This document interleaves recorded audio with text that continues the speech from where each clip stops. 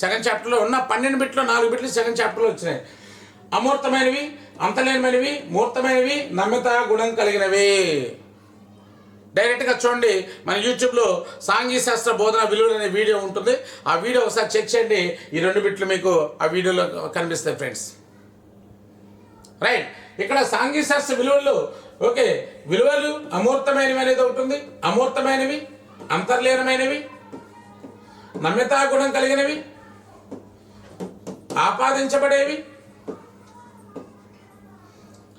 Okay, అమూర్తమైనవి, అంతర్లీనమైనవి, నమ్యతా గుణం కలిగినవి, అలాగే సాపేక్షమైనవి. సాపేక్షమైనవి అని చెప్పేసి 5 రకాల లక్షణాలు విలువలకి. ఇక్కడ ఏమన్నాడు?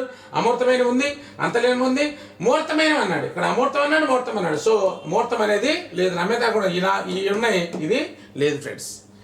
రైట్, 150 నెక్స్ట్ విషయాలను విమర్శనాత్మకంగా. ఇది కూడా 2వ చాప్టర్ ఫ్రెండ్స్. ఇప్పటికీ 12 బిట్లో 2వ చాప్టర్ నుంచి 5 బిట్లు అడిగాడు. జాగ్రత్తగా గమనించాను ఫ్రెండ్స్.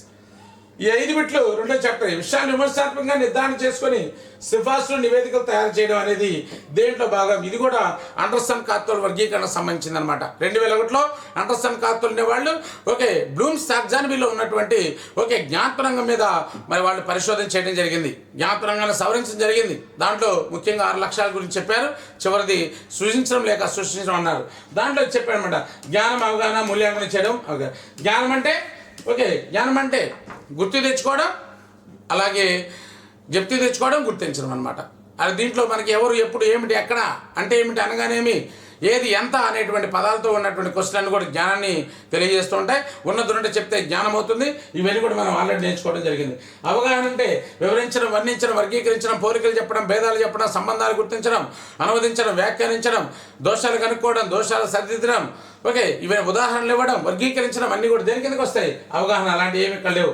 మూల్యాంకనం చేయడం అంటే విషయాన్ని విమర్శనాత్మకంగా అధ్యయనం చేసి నిర్ధారణ చేసుకుని సిఫార్సులు నివేదికలు తయారు చేస్తే దీని మూల్యాంకనం అంట. ఇది అండర్సన్ కాత్తోల్ వర్గీకరణ మనం చాలా క్లారిటీగా ఎక్స్ప్లెయిన్ చేయడం జరిగింది ఫ్రెండ్స్. నెక్స్ట్ విశ్లేషించడం అంటే విశ్లేషించడం, శోధించడం, ఓకే, విశ్లేషణ చేయడం. ఓకే, ఇవన్నీ కూడా మనకి దేని కిందకి వస్తాయంటే మన విశ్లేషించడంలో మనకి వస్తాయి ఫ్రెండ్స్. ఇవన్నీ కూడా కీవర్డ్స్ అనమాట. ఇది ఫ్రెండ్స్ మనకి 18వ తారీఖు జరిగినటువంటి ఎగ్జామినేషన్లో సెషన్ 2లో జరిగినటువంటి బిట్స్ ఫ్రెండ్స్. కాబట్టి ఈ యొక్క బిట్స్ మనం అర్థం చేసుకోవడం చాలా ఇంపార్టెంట్. ఈ బిట్స్ మనకి చాలా ఉపయోగపడతాయి. నెక్స్ట్ డిఎస్సిలో టెట్లో ఎలాంటి మార్కులు ఎలాగ బిట్స్ రావడానికి అవకాశం ఉందో మనం తెలుసుకోవడానికి ఈ బిట్స్ మనకు ఉపయోగపడుతుంది ఫ్రెండ్స్. ఎవరైతే ఈ వీడియో మొట్టమొదటిసారిగా చూస్తున్నారో తప్పనిసరిగా మన ఛానల్కి లైక్ చేయండి, సబ్స్క్రైబ్ చేయండి. ఓకే, మీ క్లాస్ నచ్చితే మీకు కామెంట్ చేయండి friends. Thank you friends, thank you very much, thank you, bye.